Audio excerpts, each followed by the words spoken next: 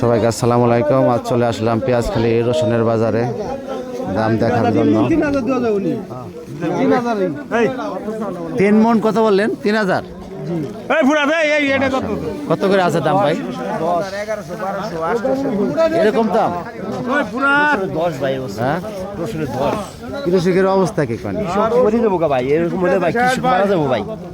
কৃষক একবারে শেষ ভাই। কৃষকের জন্য তো কথা বলেন না, এটাই তো বললাম না। এখন রসুন মনে করেন খেতে কোনে পড়ছে 2500 টাকা কৃষকের। সেই রসুন এনে শুকিয়ে হয়েছে হলো 1 মণে 30 কেজি, তাও চলতেছে 1000 টাকা 800 টাকা মূল। যারা ভোট চাইবার আসে তাদের কাছে বলো না কেন? তাদের কাছে তো বলছি, 1000 বার বললো তো কৃষকরা তো জানা, সরকার তো শুনে না। কৃষকরা তো বলে না, সরকারের আমরা শেষ হয়ে যাইতেছি।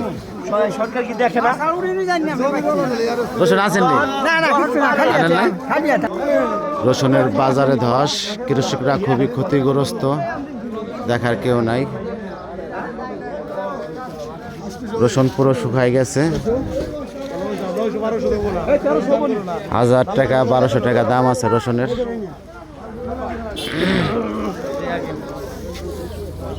দেখি এক বিল্লা রসুন কত করে বলে কাকা? কত করে দাম বলে? 1000 এবার আসলেন।